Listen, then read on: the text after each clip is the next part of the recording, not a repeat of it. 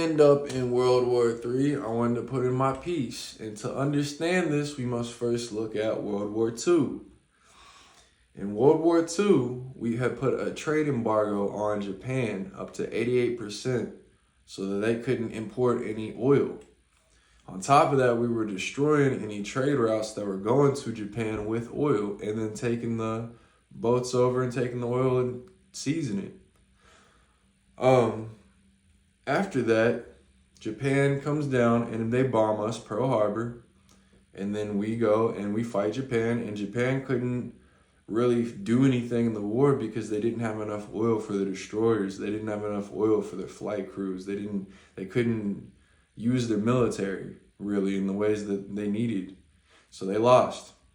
But now tracking that to today and just thinking about how oil affects in the battle, we have Venezuela. Trump recently went over and took all the Venezuelan different oil boats. And then on top of that, he's talking about taking the infrastructure and rebuilding it. China has actually invested in Venezuela infrastructure and is a buyer of up to 80% of Venezuelan oil, or was. 80% of the oil was going to China from Venezuela. On top of that, another interest for taking Venezuela would be that there's talk of a gold mines that have enough gold that if they were to mine it, it would put Venezuela's gold in their actual federal reserves for their money. It would put them up there as one of the top nations to have a lot of gold in their reserves. So that's another reason. Iran. In Iran, China owns 80% of that oil too. So I just want people to think about that right now. Think about what I said earlier about how it affects battle and who's buying it, okay? Next, Israel has actually been accused by the AOAV and other organizations that they have been committing genocide just simply by what Israel did to the Gaza Strip and the way they just kept bombing all those places. So, and that was recently. So now Israel and the US are doing a joint attack on Iran. And what they didn't say is they had blown up a elementary school and 85 kids were found dead after that. And it was an elementary school of all girls. 85 kids. That desensitizes you in the news, no matter where you're at. You start getting used to kids, passing away. But, they set out and aimed for that building. That's what I'm trying to get off to you all, to understand how they call them savages. They call the people of Iran savages. And really, they're just trying to get at the point of nuclear weaponry. And if you really want to break it down, Trump has even been seen in a presidential debate of what it looks like, where he is saying that we shouldn't even have been in the Middle East and that they don't have any weapons of mass destruction there. It was a mistake. So George Bush made a mistake. We can make mistakes, but that one was a beauty. We should have never been in Iraq. We have destabilized the Middle East. But so you still think he should be impeached? I think it's my turn, isn't it? You do whatever you want. You call it whatever you want. I want to tell you, they lied. Okay. They said there were weapons of mass destruction. There were none, and they knew there were none. There were no weapons of mass destruction. Our objective is to defend the American people by eliminating imminent threats from the Iranian regime.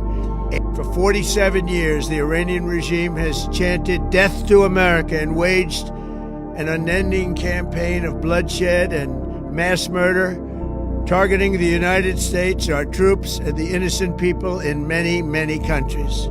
Iran is the world's #1 state sponsor of terror, and just recently killed tens of thousands of its own citizens on the street as they protested. It has always been the policy of the United States, in particular, my administration, that this terrorist regime can never have a nuclear weapon. I'll say it again, they can never have a nuclear weapon.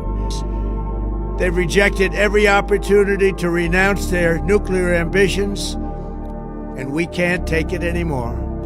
Instead, they attempted to rebuild their nuclear program and to continue developing long-range missiles that can now threaten our very good friends and allies in Europe, our troops stationed overseas, and could soon reach the American homeland.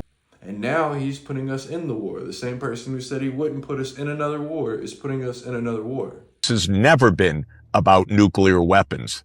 This has been about Israel's regional hegemony in the Middle East.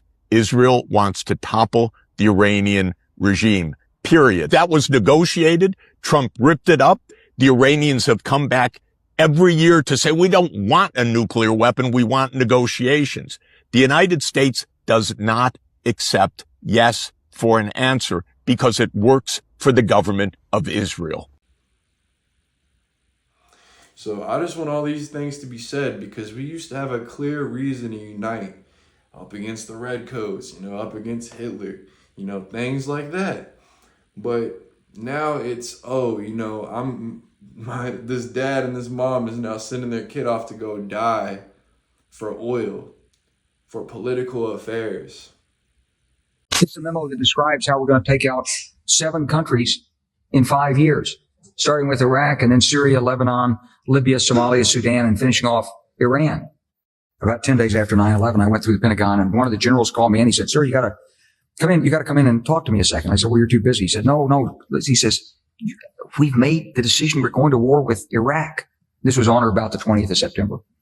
I said, "We're going to war with Iraq. Why?" He said, "I don't know." He said, "I guess they don't know what else to do." So I said, "Well, did they find some information connecting Saddam to Al-Qaeda?" He said, No. He says, "There's nothing new that way. They just made the decision to go to war with Iraq." He said, "I guess it's like we don't know what to do about terrorists, but we got a good military and we can take down governments." And he said, "I guess if the only tool you have is a hammer, every problem has to look like a nail." So I came back to see him a few weeks later. And by that time we were bombing in Afghanistan. I said, "Are we still going to war with Iraq?" And he said, "Oh, it's worse than that." He said, he reached over on his desk, he picked up a piece of paper. He said, I just got this down from upstairs, meaning the Secretary of Defense's office today. And he said, "This is a memo that describes how we're going to take out 7 countries in 5 years, starting with Iraq and then Syria, Lebanon, Libya, Somalia, Sudan, and finishing off Iran." That's all I got to say. If we end up in World War III, we all got to remember it's all of us together. It's not us versus anybody. We got to realize when we're just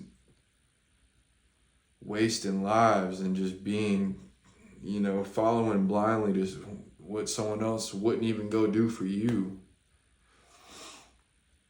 It's all love, everybody. I don't mean this out of any other place but love, just to make people aware, and that's literally it. Like I said, normally I won't talk about these types of things, but I felt necessary.